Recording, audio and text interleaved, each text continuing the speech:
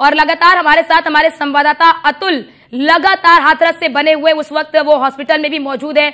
वहां पर जो लोग इस वक्त भर्ती हैं उनसे बातचीत भी कर रहे हैं। अतुल, जिन पीड़ितों से आप बातचीत कर रहे हैं, जरा उनसे ये भी पूछिए कि वहां पर निकलने के द्वार कितने थे? क्या एक ही दरवाजा था या फिर निकलने और आने और जाने का रास्ता केवल एक ही था? क्योंकि ये भी जानकारी मिल रही है कि आने और जाने का रास्ता एक होने की वजह से भी ये घटना बड़ी हुई है। देखिए, बिल्कुल कहा जा सकता है कि जहां पर सत्संग चल रहा था वहां की अगर बात की जाए तो व्यवस्थाएं चाक चौबंद नहीं थी।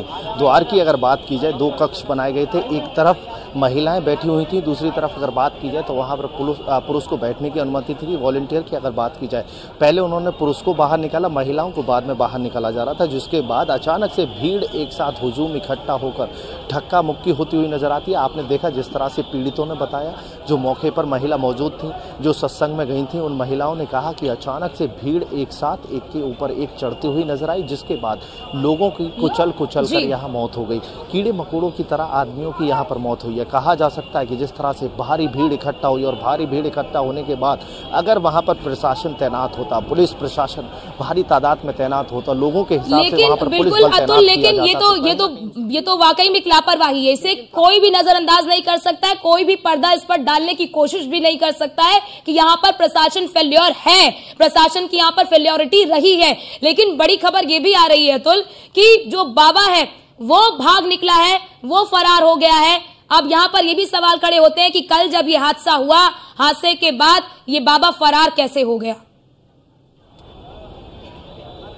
देखिए, बिल्कुल अर्चना, बड़ा सवाल यह है कि जिस तरह से बाबा यहाँ पर हादसे के बाद किसी भी तरह से कोई प्रतिक्रिया देता हुआ नजर नहीं आता है। मैनपुरी में अपने आश्रम में पहुंच करके छुप जाता है, लेकिन उसके बाद मैनपुरी के सीओ साहब कहते हुए नजर आते हैं कि उनके क्षेत्र के अंदर बाबा नहीं है। लेकिन अब जो सूचना मिल रही है, सूत्रों की अगर बात की जाए, सूत्र जिस तरह से बता रहे हैं कि बाबा अपने आश्रम से फरार हुआ है। कहा जा सकता है कि बाबा कहीं ना कहीं अपने बचाव के लिए रास्ता ढूंढता हुआ नजर आ रहा है। कहीं ना कहीं यूपी पुलिस की बात की जाए और हाथरस पुलिस की बात की जाए तो बाबा पर अभी तक मेहरबानी बनाए हुए किसी भी तरह से कोई बाबा के खिलाफ मुकदमा दर्ज अभी तक नहीं किया गया है। नाम दर्ज मुकदमे की अगर बात की जाए तो अभी तक दर्ज नहीं किया गया है। कहा जा सकता है कि बाबा की तलाश के लिए 3 टीम गठित की गई है, लेकिन वो 3 टीम कहां काम कर रही है कोई उसके बारे में नहीं बताया जा सकता है अभी तक की। अगर बात की जाए कागजी घोड़े दौड़ाते हुए प्रशासनिक अधिकारी, पुलिस के बड़े अधिकारियों की अगर बात की जाए, कागजी घोड़े दौड़ाते हुए नजर आ रहे हैं। लेकिन हकीकत की बात की जाए, हकीकत में देखा जा सकता है कि जिस तरह से बाबा चकमा देकर के फरार हुआ है, अभी तक पुलिस की गिरफ्त से दूर है। 15 घंटे से ज्यादा हो चुके हैं और 15 घंटे बाद भी बाबा पुलिस की गिरफ्त में नहीं है। सवाल ये खड़ा होता है पुलिस प्रशासन का, प्रशासनिक अधिकारियों का। पहला फेलियर की यहाँ पर जिस तरह से बड़ा हादसा हुआ,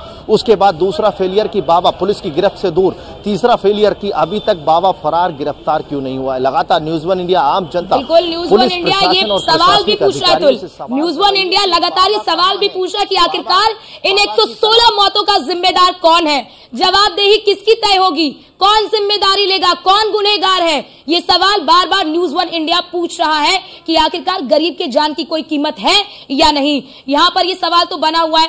लेकिन अतुल, जरा ये भी बताइए कि जितने भी परिजन हैं जो रो रहे हैं, अभी जिनकी आप तस्वीर भी दिखा रहे हैं, जिनसे आपने बातचीत भी की है, तो क्या अभी भी बहुत सारे परिजन ऐसे हैं जिन्हें अपने नहीं मिल पाए हैं? क्या वो अभी भी अपनों के लिए भटक रहे हैं? और जिस अस्पताल में अभी आप मौजूद थे कुछ समय पहले, वहां पर कितने जो घायल हैं वो भर्ती हैं और सभी की हालत फिलहाल अभी कैसी है वहां पर?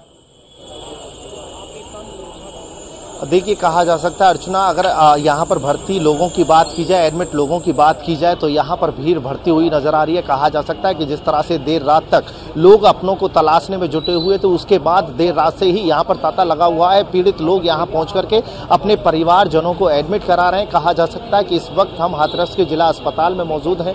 यहाँ की अगर स्थिति की बात की जाए, जो यहाँ पर सब पहुंचे थे उनका पोस्टमार्टम हो चुका है। 4 अभी ऐसे समय जिनको आइडेंटिफाई नहीं किया गया है, कहाँ के लोग हैं, किन के लोग हैं।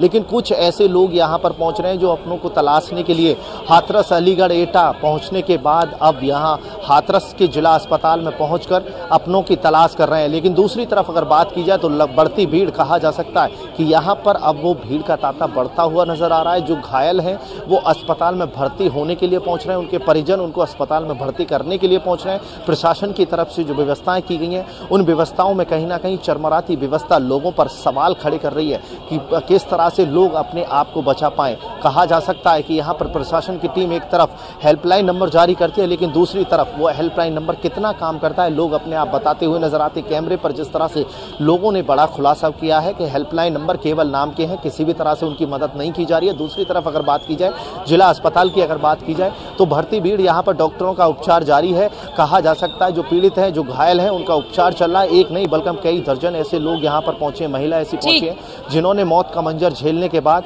वो यहाँ पर पहुंची हैं। और इस वक्त अगर बात की जाए तो ये बड़ा हादसा है, और हादसे के पीछे की अगर वजह की बात की जाए, देखिए कई बड़े सवाल हैं। न्यूज़ वन इंडिया लगातार प्रशासन से ये सवाल कर रहा है कि बाबा कहाँ है। दूसरा बड़ा सवाल यह है कि बाबा अभी तक गिरफ्तार क्यों नहीं हो पाया। तीसरा बड़ा सवाल कि बाबा सवाल बहुत है अतुल। यहाँ पर ऊपर से अगर आप देखेंगे तो सवालों की बौछार है, सवालों की बौछार है कि आखिरकार जिम्मेदार कौन है, बाबा कहाँ है, सेवादार कौन है, प्रशासन की क्या यहाँ पर लापरवाही। प्रशासन की लापरवाही तो खुले तौर पर नजर आ रही है, इसको बिल्कुल नजरअंदाज नहीं किया जा सकता।